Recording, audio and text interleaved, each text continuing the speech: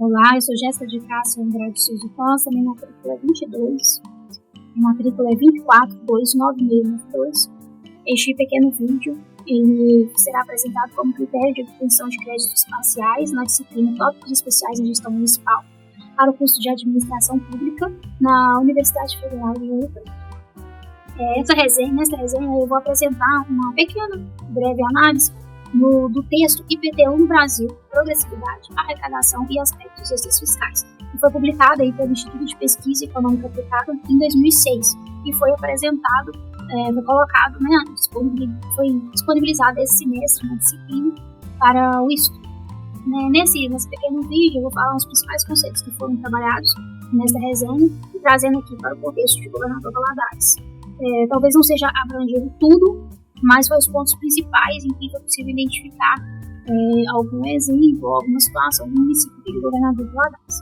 O município escolhido foi por causa da minha residência, O professor estipulou que fosse o município, a comparação fosse feita, fosse contextualizada com o município do aluno.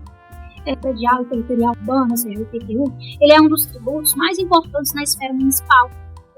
Não o único ou a principal receita, mas ele é muito importante na arrecadação ali no planejamento.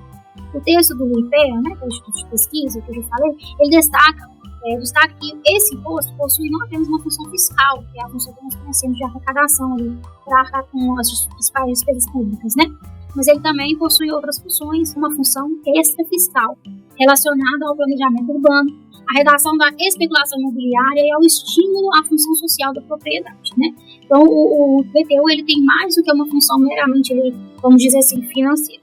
No Brasil, como mostra em alguns estudos, a arrecadação do IPTU ela ainda é baixa quando comparada a países desenvolvidos. Ela enfrenta problemas estruturais, como cadastros defasados, avaliações regressivas e grande resistência política, Então, aqui eu trouxe para vocês nesse próximo slide, que eu já falei um pouquinho, que é brevemente o conceito aí das funções, das principais funções aí do IPTU, que é a função fiscal que a gente já conhece, a função fiscal também ela trabalha ali no planejamento e a função distributiva, que vai trabalhar ali na especulação imobiliária, nas valorizações dos imóveis, dos locais, E trouxe os dados, que lá no final do slide vai ter algumas referências para a gente localizar, mas aí em 2002, por exemplo, o IPTU ele correspondia a cerca de 1,21% do PIB, quando países desenvolvidos gira em torno de 1,5 a 4,5. Então a gente tem aí o Brasil fora do esperado em relação aos países desenvolvidos. Talvez aí por uma questão cultural, da população, de talvez não entender a importância de pagar ali os seus impostos, os seus tributos, também de um histórico, de uma carga tributária muito pesada que o país tem. Então, sempre que é possível se desvencilhar de algum tributo, o brasileiro tende a fazer. E, normalmente, o IPTU, como aparentemente não ocorre punições, ele acaba sendo um dos principais aí. A receita dos municípios de IPTU, o IPTU corresponde aí a cerca de 6% das receitas, ou em municípios maiores chega a ser 10%. Aqui em Governador Valadares fica nessa casa de 10% da receita total, Nós vamos falar aqui um pouco de regressividade, que é onde os contribuintes, os mais pobres, eles acabam pagando proporcionalmente, vamos colocar assim, mais tributos do que os mais ricos. Por que isso ocorre? Porque normalmente a avaliação do imóvel ela não ocorre adequadamente.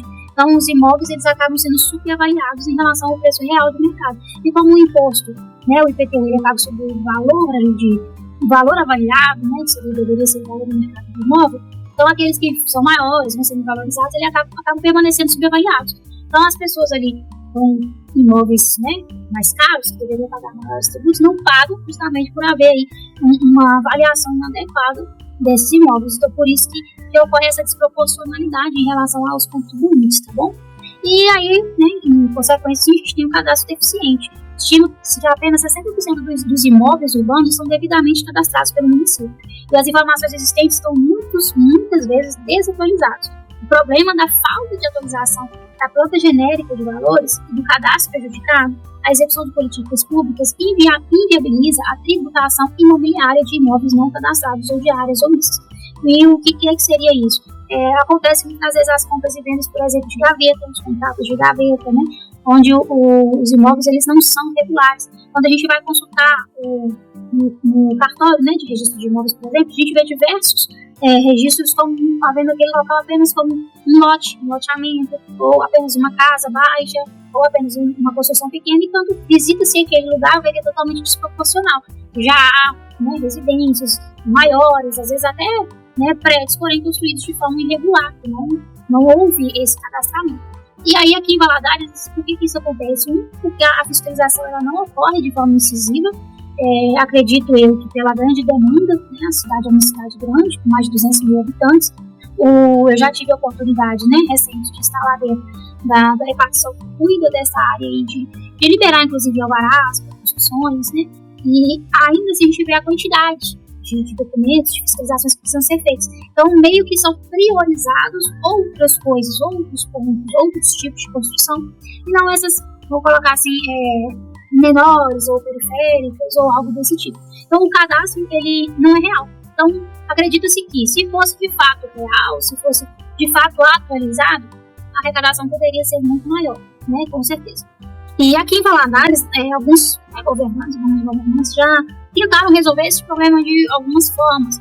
Inclusive, nós tivemos aí algumas legislações, nós tivemos a lei do puxadinho, por exemplo, que a gente chamou aqui de lei do puxadinho, que era para regulamentar os imóveis, né, separar, porque aquele imóvel, a avó comprou o lote, aí depois veio o filho e construiu uma casa, aí veio outro e construiu a casa em cima, veio outro e construiu a casa nos fundos, e assim foi, mas aquilo tudo ali está registrado no nome de uma pessoa só como se fosse um lote, ou como se fosse só uma residência pequena, residência baixa, porque as outras coisas foram construídas sem o devido registro. Então, Valadares, ele facilitou essa regularização, né, com a lei do puxadinho, onde era possível desmembrar os imóveis, e aí era necessário, né, um fiscal da prefeitura vir fazer a medição do local, para que pudesse separar e colocar nos nomes dos proprietários de fato. Então, isso ocorreu aqui em Valadares, na tentativa de incentivar as pessoas a regularizar o imóvel. Toda a vida não foi procurado locais que fiscalizou, o local que precisava regularizar. Esperava-se do munícipe procurar, né, a prefeitura para fazer essa regularização. De fato, houveram várias coisas. Entretanto, essa legislação na época ela trouxe algumas dificuldades, né? Como, por exemplo, para você conseguir regularizar sem regularizar de uma forma menos burocrática, por exemplo, você deveria comprovar que aquele puxadinho estava construído há mais de 5 anos. E isso aí, às vezes, né, dificultou, as pessoas não deram tanta sequência, não teve um resultado tão positivo como se esperasse, né? E aí, aqui no texto, a gente vê que essa desproporcionalidade que nós falamos poderia ser, né, resolvida. E aí o texto ele traz sobre a progressividade, né, da cobrança, da aplicação e o uso extra fiscal do IPTU. A gente tem as fundamentações legais e esse IPTU progressivo no tempo, ele seria uma forma futuramente, no tempo, né, médio e longo prazo, que essas discrepâncias elas fossem ali resolvidas, alinhadas, de modo que os recolhimentos fossem de fato, né, compatíveis. E, por exemplo, os locais que não estavam sendo, os loteamentos, não sendo os lotes, né, não usados adequadamente, né, em relação às legislações, ele poderia, por exemplo, ser maior, tributado, a fim de incentivar o uso daquele lugar ali, né, e aí combater terrenos baldios, utilizados ou não edificados. Então a gente teve aí a figura da progressividade desse imposto e o uso extra fiscal. Aqui, né, em Valadares tem aí o plano diretor, como já foi falado em alguns trabalhos anteriores, mas ele ainda é um plano precário, não é um plano que ocorre uma divulgação, não é um plano que, apesar de haver, né, a indicação no site que a população ela pode participar, porque no momento, desde o ano passado, salvo engano, ele está sendo revisto, né, está na época de ser revisto, mas não há uma participação sim, efetiva da população. Claro que em 2025 nós temos um novo governo, um novo prefeito, que pela primeira vez ele e seu partido estão sendo prefeitos aqui na cidade, então ele tem esse desafio, né, vamos colocar assim, e ainda é o seu primeiro ano. Então algumas coisas a gente vê que foram sendo realizadas, inclusive no incentivo de aumentar a arrecadação do IPTU, esse ano ele colocou um contribuinte premiado. Então aquelas pessoas que pagaram o IPTU até a data do vencimento, né, do ano corrente, elas participaram de sorteios. Então já foram distribuídos, né, duas motos 160 0 quilômetros, no intuito de que as outras pessoas vejam que, sim, de fato, estava acontecendo, pessoas comuns, pessoas aqui da cidade foram premiadas, sabendo que nos próximos anos também terão, no intuito de que, nos próximos anos, então, as pessoas elas queiram pagar até a data do vencimento. Isso ajuda a prefeitura na sua organização, aumenta ali a garantia, vamos colocar assim, de arrecadação. Então, esse aí foi um projeto do atual prefeito. E agora também ele fez uma legislação para, né, liberar. Os nossos prefeitos já tinham feito algumas vezes, mas dessa vez a questão da isenção das metas de juros, elas foram mais divulgadas, foram mais incisivas, abriu maior margem de negociação, os descontos eles chegavam aí até 90%, com maior probabilidade de parcelamento dos tributos, a fim de que as pessoas pudessem manter ali em dia. E um fator muito importante para que houvesse maior número de munícipes procurando para essa regularização foi que o atual governo também, ele desengavetou, se é que podemos falar assim, com as dívidas ativas que existiam. Então nós temos, né, tributos, várias pessoas com anos de tributos que não são pagos, de IPTUs que não são pagos, que estavam para ser testados no cartório e cobrados via judicial, mas acabavam ficando um pouco engavetados porque é uma atitude que a gente pode dizer que não é tão popular, as pessoas não se agradam tanto, né? Não dá tanto voto, vamos colocar assim. Mas o atual governo, ele decidiu e falou sobre isso, inclusive, publicamente, que essas coisas seriam desengavetadas e as pessoas seriam cobradas e executadas. Não para, né, punir a população, mas para garantir uma certa justiça, porque tem pessoas pagando e tem pessoas não pagando. E se a regra é para todos, que sejam aplicadas para todos. Então nós tivemos uma série de contas bloqueadas de moradores, e aí neste momento, então, na execução, os moradores procuraram aí para negociação do parcelamento. Então isso eu acredito que vai contribuir muito para melhorar a arrecadação em relação ao IPTU aqui no município, tá? E aí, continuando nesse entendimento, em relação à função extrafiscal, que o Valadares, nós temos aí a lei complementar sobre, né, estabeleceu a redução do IPTU a partir de 2024 para moradores de casas e condomínios residenciais que possuam áreas acessórias. Isso demonstra a constante mutabilidade e debate político sobre a base de cálculo do imposto da cidade. Inclusive, nós temos aí nessa lei algumas isenções de até X metragens, né, de metros quadrados, né? Inclusive, nós temos aí pessoas de baixa renda, com propriedade de até 50 metros quadrados, poderiam solicitar a isenção desse imposto. Nós vamos achar, né, uma série de pessoas nessa situação, principalmente no caso daquelas que compraram apartamentos, que a gente sabe que são pequenos, né, por Minha Casa Minha Vida, alguns apartamentos pequenos, pessoas de baixa renda, e isso contribui a trazer a igualdade em relação à realidade, né, dos munícipes ali. E aí, recentemente, a gente tem aí um projeto para fazer, o novo governo aí, o IPTU verde, colocar ali no cadastro positivo. Então, vai haver, né, concessões de benefícios, de situações, tributações diferenciadas, de acordo com a utilização ali do solo, com a utilização do imóvel. Isso vai trazer aí, isso mostra, né, a preocupação do governo em, né, estimular o uso adequado do solo urbano, em combater as especulações, né, que trazem a diferenciação, a desvalorização do imóvel, recuperar a valorização gerada por obras públicas, né, que a gente chama aí de mais-valia. Então, traz essas reavaliações, então tem toda essa reestruturação que o município vem tentando trazer e vem tentando aí aplicar, sempre querendo fortalecer a cidadania fiscal, né, pois quem paga tende a cobrar mais por serviços públicos, a gente sabe disso. Então, por mais que o imposto ele não seja, né, um tributo vinculado ao seu contribuinte, ou seja, ele não retorna para o seu contribuinte de uma forma direta, nós sabemos que quando o contribuinte ele recolhe o seu tributo um dia, ele quer, de fato,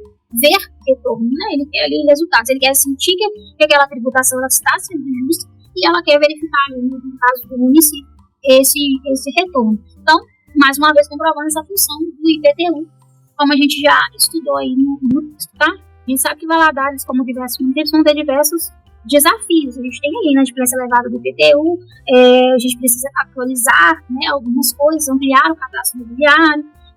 A gente ainda tem uma forte dependência dos recursos federais e estaduais, mas são situações que, a médio e longo prazo, são possíveis de serem resolvidas, desde que os governos estejam dispostos a realizar medidas que, né, podem ser consideradas como não populares.